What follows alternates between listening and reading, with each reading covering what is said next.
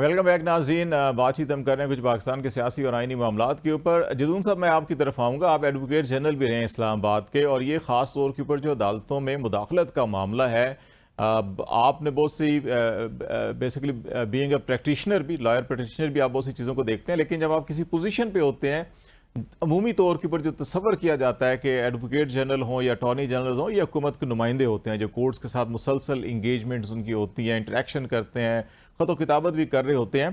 तो आप अपने उस तजर्बे को सामने रखते हुए देखिएगा, ये जो मसला पैदा हो चुका है, और अभी जो लाहौर हाई कोर्ट ने भी जो SOPs बनाए हैं, 4-5 आपकी नज़र से भी गुजरे होंगे, तो आप समझते हैं कि ये SOPs ठीक हैं, ये काबिल अमल हैं, इस तरह से अमल किया जा सकता है? और फिर दूसरा, अपने तजर्बे की रोशनी में ये भी बताइएगा कि इस किस्म की इंटरफेरेंस को ख़त्म या कम करने के लिए क्या कुछ मज़ीद किया जा सकता है?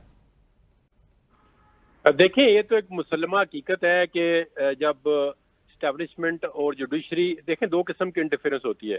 एक उस वक्त होती है कि जब जुडिशरी इस्टेब्लिशमेंट के साथ मिल के जो जी। है किसी इलेक्टेड गवर्नमेंट को उठाती हैं या किसी बंदे को डिस्क्वालीफाई करती हैं, जिस तरह 2018 में हुआ है। हम्म। तो बात ये होता है कि एस्टेब्लिशमेंट इंटरफेरेंस करती है, लेकिन जुडिशरी रेजिस्ट करती है। जिस तरह सरगोदे के एक जज का आपने हवाला दिया, उसने लेटर जी। लिख दिया chief justice Lahore high court को कि जी इस तरह मुझे जो है, तो ये बहुत बड़ी बात है कि जज अगर इसको रोकना चाहे तो रोक सकती है इंटरफेरेंस। हम्म। अदरवाइज तो जिस तरह उन्होंने कहा जी प्राइम मिनिस्टर के अंडर काम करते हैं, वो इंटरफेरेंस प्राइम मिनिस्टर को पूछ के थोड़ा ही करते हैं कि जी हम अब जज के साथ इंटरफेरेंस कर रहे हैं। अपेरेंटली तो सबको पता होता है कि जी एक रजीम चेंज करना है या किसी मखसूस बंदे के खिलाफ केस बनाना है तो वो किस तरह बनता है, फिर उसको अगर लिंगर ऑन करना है किस तरह करता है। तो सबसे जो इंटरफेरेंस लोग करते हैं वो अपनी मर्जी के पहले जज अपॉइंट कराते हैं किसी न किसी तरह से, फिर उन जजों पे जाहिर है उनका असर होता है, उनके साथ उनका उठना बैठना होता है, या वो अपना राब्ता किसी तरह से बहाल करते हैं। तो इसमें वही जज फिर इंटरफेयर करते हैं जो उस इंटरफेरेंस को मानते हैं। अगर जज रेजिस्ट करें या जज इंटरफेरेंस को न माने तो फिर इंटरफेरेंस करनी मुश्किल हो जाती है। जिस तरह अब इन्होंने लाहौर हाई कोर्ट ने कहा जी कि हर जज जो है अपनी मोबाइल फोन अगर वो शो करता है तो वो रिकॉर्डिंग पे लगाए, उसकी रिकॉर्ड कॉल करे कि कौन बंदा जो इंटरफेरेंस करता है, और हाई कोर्ट के स्टाफ को या जो नीचे डिस्ट्रिक्ट जुडिशरी है उसके स्टाफ को जो भी अप्रोच करेगा तो वो फौरन जो है रिपोर्ट करे। इस तरह की चीजें जो है वो पहली दफा आई हैं। फिर इस्लामाबाद हाई कोर्ट के अंदर आपने देखा है बल्कि पूरे इस्लामाबाद हाई कोर्ट ने एक खत लिख दिया। फिर उस खत की रोशनी में जब दूसरी हाई कोर्ट से जो है कमेंट्स मंगाए गए तो सारी हाई कोर्टों ने यूनानिमसली कहा जी कि इंटरफेरेंस होती है। तो इसमें तो आप कोई बात छुपी नहीं है या डकी हुई नहीं है कि जी कोई एस्टेब्लिशमेंट या कोई ऐसे लोग जो अपनी मर्जी का फैसला कराना चाहें। इंटरफेरेंस की भी बहुत सारी किस्में हैं। बात गवर्नमेंट के मिनिस्टर भी इंटरफेरेंस करते हैं किस तरीके से, बात एस्टेब्लिशमेंट करती हैं, बात मखसूस कोई एजेंसी करती है, बात पुलिस वाले इंटरफेरेंस करते हैं, FIA वाले करते हैं। तो ये इंटरफेरेंस जो है वो वकला भी इंटरफेरेंस करते हैं, बात वकला को भी इस्तेमाल किया जाता है जी कि आप इंटरफेयर करें। यानी कि जज के साथ कम्युनिकेशन बहाल करने के लिए जो भी अरबा इस्तेमाल होता है, अब ये जज पर डिपेंड करता है कि वो किस किस्म की इंटरफेरेंस को अलाउ करता है, किस किस्म की इंटरफेरेंस को नहीं अलाउ करता।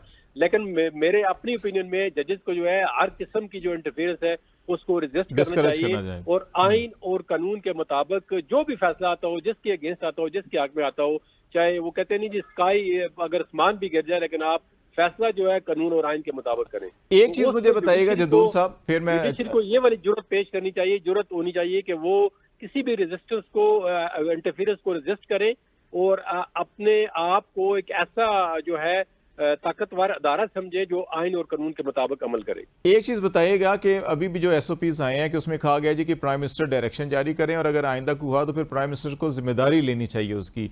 ये हमेशा हम प्राइम मिनिस्टर को क्यों कुर्बानी का बकार बनाते हैं? प्राइम मिनिस्टर या चीफ मिनिस्टर को ये आसान टारगेट होता है, लेकिन जो असल लोग होते हैं, जो अभी कामरान भी प्रोग्राम के पहले हिस्से में कह रहे थे कि वो तो बिहाइंड द सीन होते हैं, अपना काम कर रहे होते हैं, हर दौर में कर रहे होते हैं, तो हम क्यों नहीं बराह रास्त ये कहते हैं कि प्राइम मिनिस्टर साहब आप डायरेक्शन जरूर जारी करें, लेकिन अगर ये अब ना रुका मामला तो फिर हम बराह रास्त उन साहब को भी जरा सामने लेकर आएंगे। जब तक ये नहीं होगा तो मेरा ख्याल है कुर्बानी का बकरा कभी जदून साहब बन जाएंगे, कभी चौधरी साहब बन जाएंगे, कभी मैं या कामरान साहब बन जाएंगे, तो वो लोग तो महफूज रहेंगे।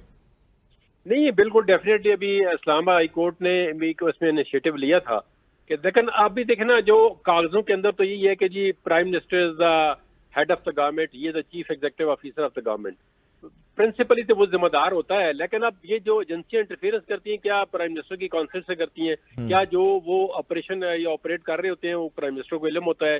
तो ये सर्टनली नहीं होता प्राइम मिनिस्टर को इल्म, क्योंकि उनका सारा मैकेनिज्म जो होता है वो अलग होता है।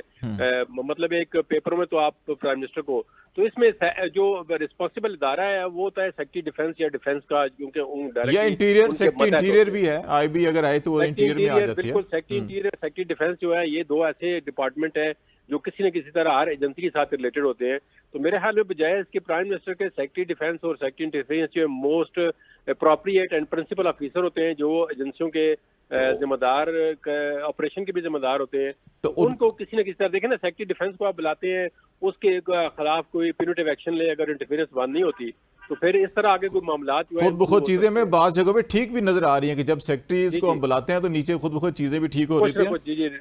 मैं चोई साहब आपकी तरफ आता हूं कि आप जो ये SOPs आपके सामने भी नजर से गुजरे होंगे, 4-5 चीजें जो गुजरी होंगी, आप इससे समझते हैं कि चीजें बेहतर हो जाएंगी?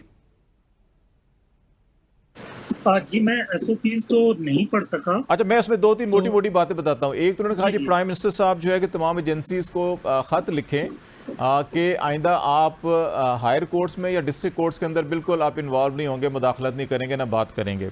दूसरा उन्होंने कहा कि तमाम IG पंजाब को ये कहा कि तमाम DPOs को आप ऑर्डर करें कि आप किसी भी ज़ेर इल्तवा मुकदमे में किसी भी डिस्ट्रिक्ट कोर्ट में या किसी भी एंटी टेररिस्ट कोर्ट के अंदर जो है कि आप ना कोई रब्ता करेंगे, मुदाखलत करेंगे। और एंटी टेररिस्ट कोर्ट के जजेस को कहा है कि आप अपने फ़ोन के अंदर रिकॉर्डिंग ऐप्स लेकर आएँ और कोई भी आपको फ़ोन करता है उसको रिकॉर्ड करें। और अदालतों की सिक्योरिटी मुतलका जज की मुशावरत से होगी, ये नहीं होगा कि खुद ही बाहर आप बंदे खड़े कर दें, किसी को आने ना दें, किसी को जाने ना दें। और 9 मई के केसेस उनको कहा जी आप प्रायोरिटी के ऊपर जो है कि इनके फैसले करें। ये 5-6 चीज़ें हैं। जी मैं इस पे आ जाता हूँ। देखें, अब ये बड़े अरसे से पाकिस्तान की अवाम इंतज़ार कर रही थी कि अदलिया की जानिब से ऐसे दिलेराना फैसले आएँ। तो मेरे ख्याल से ये बुनियादी तौर पे इब्तदा, ये बारिश से पहले ठंडी हवा का ये पहला झोंका है, जिसकी रोशनी में हम ये कह सकते हैं कि अदलिया अपनी फ़राइज़ की तरफ और अपनी जो उसका स्टेक है उसको वापस बहाल करने की कोशिश कर रही है, जो उसे छीन लिया गया था और उसके ऊपर जिस तरह दबाव डाला गया। और इस्लामाबाद हाई कोर्ट के 6 जजेस ने तो उस हवाले से बिल्कुल वाज़ेह तौर पे ख़त लिखा और तमाम हाई कोर्ट्स ने इस हवाले से बड़ी वज़ाहत से बताया कि उनके अंदर किस तरह इंटरफेरेंस हुई है। अब ये एक बुनियादी वो SOPs हैं, या वो पहला बुनियादी, ये मैं कहता हूँ कि वो लाइनें हैं जहाँ से अदलिया की आज़ादी और मेरिट के ऊपर फैसलों की इब्तदा होने जा रही है। अभी इनसे हालात मजीद बेहतर होंगे, लेकिन असल मसला जो है कि यहाँ से अब इब्तदा तो हो रही है।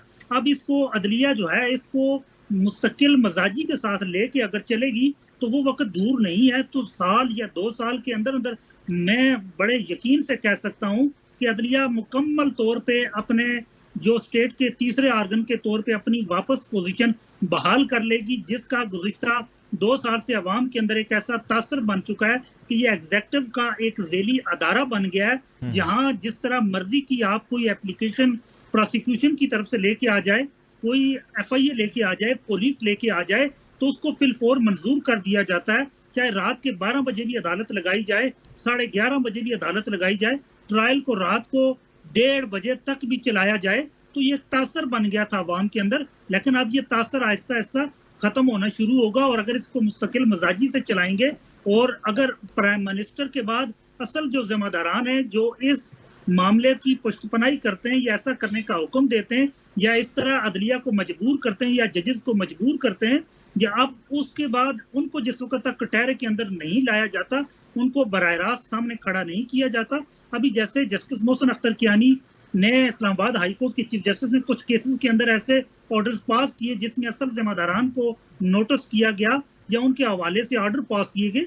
तो ये यहाँ से वो आगाज हो जाएगा कि जिससे अदलिया के अंदर जो मुदाखलत है, मन मर्जी के फैसले लेने की जो रविश है और अपनी मर्जी के जो फैसले हैं, प्री रिटन जजमेंट लेने का जो एक सिलसिला है, वो कम हो जाएगा और आहिस्ता आहिस्ता खत्म हो जाएगा। शायद खत्म तो ना हो सके, लेकिन यकीनी तौर के ऊपर एक हवा का झोंका जरूर हो सकता है। मैं छोटी सी ब्रेक लेनी है। कामरान, आपके लिए सवाल छोड़े जाता हूँ। ये जो चोई साहब ने जिस एक उम्मीद का इजहार किया है, हमें कुछ नज़र भी आ रहा है कि बाज़ जगहों के ऊपर आप भी देखें कि बाज़ का ये होता था कई महीने गुजर जाते थे, पता ही नहीं चलता था, लेकिन अब एटलीस्ट अदालतों के अंदर ये पता चल जाता है कि कौन शख्स किस इदारे के पास है और किस इल्ज़ाम के तहत है। तो एटलीस्ट कुछ ना कुछ पॉजिटिव इंडिकेशन नज़र भी आ रही हैं। दूसरा जो मैं सवाल छोड़े जा रहा हूँ, जो ब्रेक के बाद हम बात करेंगे, वो 2 केसेस। एक जो चीफ जस्टिस साहब ने हाई कमिश्नर को ख़त लिखा था बरतानवी और उसके ऊपर रेफरेंस भेजा गया औरिया मकबूल जान की जानिब से, वो कितना वैलिड पॉइंट है? और दूसरा जो टेहरियान केस है उसमें जो जजमेंट आई है, अभी तहरीरी जजमेंट आई है, और उसमें जो चीफ जस्टिस साहब के कंडक्ट के हवाले से और जिसमें एक जुमला इस्तेमाल किया गया कि आज़ादाना बज़ाहिर आज़ादाना फैसले का गला घोंटने के मुतरादिफ था, जिस तरह से बेंच को ये चेंज किया गया, तब्दील किया गया, तो क्या इससे मिसकंडक्ट बनता है या नहीं बनता? इस पर हम बात करेंगे नाज़रीन, ब्रेक के बाद हमारे साथ रहिएगा।